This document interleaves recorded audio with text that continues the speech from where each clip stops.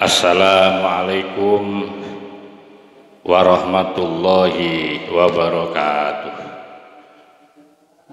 Bismillahirrahmanirrahim. Alhamdulillahil qail nun wal qalami wa ma yasturun ma anta bi ni'mati rabbika bimajnun, amma ba'du. Alhamdulillah, kita akan melanjutkan kajian kitab Iqadul Himam. Kali ini saya akan menjelaskan tentang hukum mempelajari tasawuf. Bagaimana asy-syari' dalam hal ini syariat memberikan hukum kepada orang-orang yang belajar tasawuf, atau bagaimana hukumnya sih belajar tasawuf itu. Maka itu langsung saja, wa amma hukmus syari' fihi, dan adapun hukum asy-syari', artinya hukum syariat, hukum yang membuat perundang-undangan, fihi tentang hukumnya mempelajari daripada tasawuf. Dalam hal ini didasarkan atas dawuhnya Hujjatul Islam, yaitu Al-Imam Al-Ghazali qala, faqala, maka dawuh siapa? Al-Ghazali, Imam Ghazali. Imam Ghazali mengatakan bahwa belajar tasawuf itu innahu fardhu ainin. Ya, sekali lagi bahwa belajar tasawuf itu hukumnya adalah fardhu ain. Namanya fardhu ain itu bahwa sama dengan kewajiban setiap individu. Jadi bukan fardhu kifayah ini. Kalau fardhu kifayah itu cukup diwakili satu komunitas kaum itu, yang penting ada yang belajar tasawuf, sudah lepas dari hukum kewajiban, artinya tidak dibebani dosa. Tetapi kalau fardu ain itu bahwa per individu daripada orang muslim ketika tidak menjalankan, maka dia akan dikenai dosa. Maka ternyata bahwa Imam Ghazali berpendapat bahwa belajar tasawuf itu hukumnya fardu ain. Jadi sekali lagi bahwa belajar sufi itu adalah fardu ain. Tentu ini biar kita tidak kena dosa, ya kita harus belajar lah. Sekalipun tidak menjadi seorang sufi yang hebat, ya minimal mengerti dan mengetahui bagaimana sesungguhnya beribadah itu, ya syariat itu ketika ditasawufkan. Unsur-unsur itu minimal harus kita tahu tentang ikhlas, ya. Jadi hukum daripada belajar ilmu tasawuf itu hukumnya fardu ain. Alasannya kenapa? Karena la yakhlu tidak pernah lepas. Siapa ahadun, seorang pun tidak pernah lepas dari apa itu, min aibin, dari kekurangan, dari aib, au marodin, atau dari sakit. Manusia biasa seperti kita itu tidak lepas dari dosa, tidak lepas dari kelemahan dan kekurangan, dari aib, dari cacat. Ya, illal anbiya, kecuali para nabi yang memang beliau-beliau adalah maksum alaihi salam. Ya, jadi para nabi itu adalah orang-orang yang sudah maksum. Bagi kita kan tidak maksum. Ya. Maka perlu kita untuk belajar tasawuf biar mengerti bahwa orang itu ibadah yang tidak didasari dengan ikhlas itu ternyata ibadah itu tidak sampai nanti, ya. Dan lain sebagainya, banyak penyakit-penyakit hati nanti yang akan dijelaskan di dalam ilmu tasawuf. Maka itu yang kemudian oleh Imam Ghazali dijadikan sebuah landasan dasar bahwa hukum belajar tasawuf itu fardu ain, karena kita tidak lepas dari yaitu kekurangan, kesalahan, ya dosa, kecuali para nabi. Wa qala Asy-Syadzili, nah ini diperkuat oleh Imam Asy-Syadzili. Imam Asy-Syadzili, Abu Hasan Asy-Syadzili ini adalah tokoh sufi yang berthariqah Asy-Syadzili. Ini guru daripada Abul Abbas Al-Marsi. Abul Abbas Al-Marsi guru daripada Ibnu Athaillah As-Sakandari, dan sampai mengerucut nanti kepada Ibnu Ajibah, pengarang kitab ini Iqadul Himam. Dan saya juga setelah jelaskan bahwa guru besar dari Imam Asy-Syadzili adalah Syekh Al-Mashis, ya, Syekh Al-Mashis. Apa katanya Syekh Hasan Asy-Syadzili? Beliau mengatakan begini terkait dengan kewajiban yaitu belajar tasawuf. Malam yataghulghul, barang siapa yang tidak masuk fi ilmina pada ilmu kita, hada yang akan ilmu ini, maka mati siapa man musiron, tetap ya alal kabair, seperti orang yang melakukan dosa besar. Jadi ini lebih ekstrim lagi. Abu Hasan Asy-Syadzili perlu kita tahu bahwa beliau adalah, kalau sekarang itu, kalau bahasa di Indonesia itu, beliau adalah termasuk habaib. Beliau adalah dzurriyyah Rasulullah SAW, yaitu dari jalur Hasan, ya, Syekh Asy-Syadzili. Beliau mengatakan begini tadi, barang siapa yang tidak masuk, akhirnya tidak masuk, tidak belajar ilmu kita ini, ilmu tasawuf, mata musiron, maka akan mati orang itu musiron, tetap ya alal kabair, seperti dosa besar. Wa huwa la yashur, dan wa huwa, dan adapun orang itu la yashur, tidak merasa bahwa dia itu telah melakukan dosa besar karena tidak tahu. Maka bagi yang sekarang sudah mengerti dan mengetahui, ayolah jangan bosan-bosan untuk mengikuti atau belajar ilmu tasawuf. Kepada siapa? Tentu kepada seorang guru yang punya sanad, ya. Wahai sukana, dan ketika ada apa ilmu tasawuf itu fardhu ainin, ketika ada apa belajar ilmu tasawuf itu fardhu ainin, menjadi fardhu ain.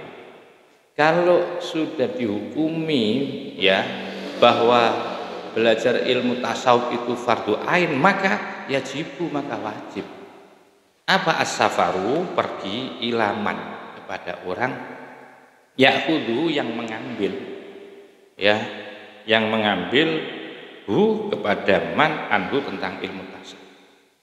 Ya kalau sudah mengerti bahwa orang belajar tasawuf itu menjadi wajiban, ya fardu, dan fardunya adalah fardu ain, maka kalau sudah fardu ain maka wajib orang itu pergi untuk mencari guru, pergi untuk belajar, cepat mencari guru.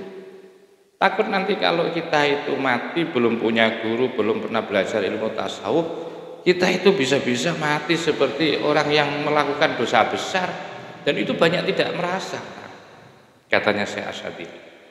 Ya, sebab itu penting, ya, ini penting kita belajar tasawuf itu, ya.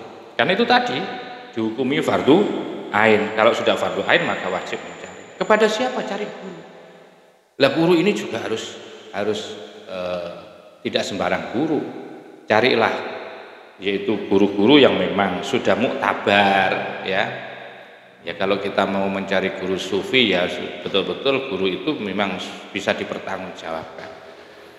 Syarat ini ditegaskan di dalam kitab Iqadul Imam, yaitu idza urifa, kalau sudah terkenal, sudah diketahui, bitarbiyati, jika diketahui guru itu bitarbiyati, punya kemampuan untuk mentarbiyah, bisa mendidik kita. Jadi memang cari guru, ya cari guru yang bijaksana, yang pintar, yang bisa mendidik kepada jiwa kita.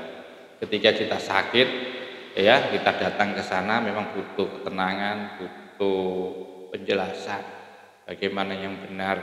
Beliau bisa memberikan jalan keluar, bisa mentarbiyah kita, bisa mendidik kita, bisa mengarahkan kita sampai kita bisa wusul kepada Allah Subhanahu wa taala. Ini penting. Jadi wajib hukumnya untuk mencari guru, ya, mencari guru. Guru ma'rifah itu penting.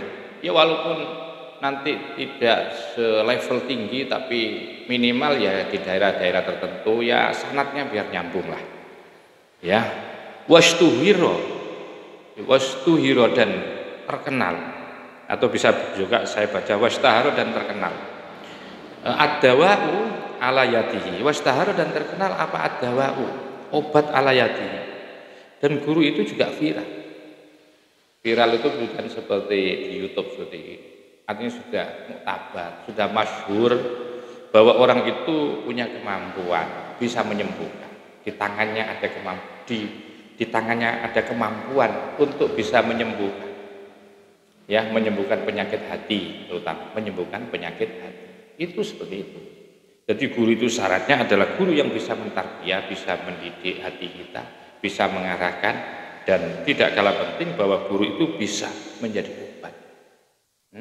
Di tangannya itu bisa menjadikan obat. Dan alhamdulillah memang rata tasdih. Wa in khalafah ini sekalipun bertentangan, ya, walidai kepada kedua orang tuanya. Sekalipun ini dalam kasarannya, sekalipun ini berbeda pendapat dengan orang tuanya, ya, artinya apa? Artinya sekalipun orang tuanya tidak ngizini ini, tapi kalau mencari ilmunya tasawuf itu sudah berangkat saja. Sekalipun ini berbeda pendapat dengan orang tuanya, tidak dosa Anda, ya, ketika melanggar dengan orang tuanya karena mungkin dilarang ini tidak apa-apa, ya. Hasbama nasso alaihi ghairu wahid. Hasbama nasso sebagaimana telah diterangkan alaihi atas emmah, ya, ghairu wahid tidak satu ulama yang menjelaskan sekalipun bahwa itu dilarang atau bertentangan dengan orang tua. Ada orang tua melanggar, jangan kamu, tidak usah cari guru tasawuf, tidak usah. Anda melanggar itu tidak apa, dan itu tidak satu dua, ya, yang ditegaskan oleh para ulama. Seperti siapa? Kal Bilali, seperti yaitu Syekh Al-Bilal, yaitu pengarang kitab Ikhtisar Ihya Ulumuddin, ya, Syekh Bilal ini. Wasanusi dan Syekh Sanusi, pengarang kitab Al-Barohid, Al-Burhan, ya, Al-Burhan tidak salah ini. Beliau menegaskan, ya, menegaskan betul wa ghairima dan lain-lainnya, lain keduanya itu. Karena apa nanti ini dalilnya atau dasarnya seperti ini, ya, karena dasarnya itu. Qala berkata siapa? Syekh Sanusi, ya, Syekh Sanusi yang mengarang kitab Al-Burhan tadi, yang menegaskan di dalam pendapatnya sekalipun itu dilarang oleh orang tua, Anda tetap mencari guru tasawuf. Karena apa? Ini terkait dengan hubungannya dengan nafsu. Karena tasawuf lah yang akan bisa mengendalikan nafsu, yang akan bisa mengalahkan nafsu. Karena nafsu itu jahat. Maka itu an-nafsu, adapun nafsu idza ghalabat, apabila sudah berkuasa. Mampu nafsu itu kalau sudah berkuasa, kalau sudah kuat nafsu itu, kal adui seperti musuh, Masya Allah. Seperti musuh yang sudah kuat kalau berkuasa. Idza faja'a, apabila datang tiba-tiba apa al-ad. Ya, ini pentingnya ketika nafsu itu datang tiba-tiba. Kalau kita tidak punya ilmu tasawuf, kalau kita tidak pernah belajar tasawuf, bagaimana cara kita untuk menangkalnya? Karena yang namanya musuh nafsu itu tiba-tiba, dan dia ada di dalam tubuh kita, ada di dalam diri kita. Maka itu tadi yang dimaksudkan fardu ainnya, wajib mencari guru itu sendiri. Bahkan andaikan dilarang oleh orang tua, tetap, dan itu dipertegas oleh ulama besar. Banyak diantaranya Syekh Al-Bilali, diantaranya adalah Syekh Imam As-Sanusi, mempertegas seperti itu, ya. Karena nafsu apabila idza walabat, apabila sudah berkuasa, kal adui seperti musuh. Idza faja'a, apabila datang tiba-tiba. Gimana kalau sudah tiba-tiba datang nafsu tiba-tiba kepada kita? Maka bagi orang yang punya kemampuan, punya ilmu tasawuf, tajibu, maka wajib apa mujahadatuha, memerangi akan nafsu. Wal isti'anatu, dan minta bantuan alaiha, untuk melawannya nafsu. Dengan cara apa? Yaitu dengan cara mempunyai ilmu tasawuf. Wa in khalafta, sekalipun kamu berbeda pendapat al-walida ini kepada kedua orang tua. Kama, sebagaimana itu fil adui, ya, sebagaimana Anda ketika menghadapi musuh, idza barosa, apabila muncul tiba-tiba. Tidak apa-apa. Itu ketika berbeda pendapat dengan orang tua, tidak masalah, ya, tidak masalah. Karena ketika itu kalau dibiarkan dan musuh itu tiba-tiba datang, ya, maka apa yang buat kita lawan? Kalau kita tidak punya ilmu tasawuf, ya, ilmu tasawuf untuk mengalahkan nafsu. Sama dengan orang tua, ketika orang tua itu tiba-tiba mari, sudah biar, ya. Qalahu fi syarhil Juzairi apa Jaziri, begitulah dikatakan fi syarhil Jaziri di dalam syarah kitab Al-Jaziri. Wa ma ahsana qaulal qail, betapa indahnya ucapan seorang penyair. Ukhatiru fi mahabbatikum biruhi wa arkabu bahrakum umma wa imma wa asluku kulla fajjin fi hawakum wa ashrabu kasakum law kana sunnah wala usri ila man qad nahani wali udhunun anil adali summa ukhatiru bil khawatir fi hawakum wa atruku fi ridhakum abaw wa umma. Gak enak dah ya, tapi akan saya jelaskan. Saking pentingnya kita belajar tasawuf itu ya, betapa indah kalimat ini. Ya, walaupun harus berseberangan dengan orang tua. Ukhatiru, aku pertaruhkan demi belajar tasawuf. Fi mahabbatikum, demi cintamu. Fi ruhi, yang akan aku pertaruhkan itu adalah ruhku. Wa arkabu, dan aku kendarai bahrokum, lautanmu, umma wa imma, lautan demi lautan akan aku seberangi, sekalipun itu ada di negara yang jauh. Demi cintaku untukmu aku berani korbankan rohku.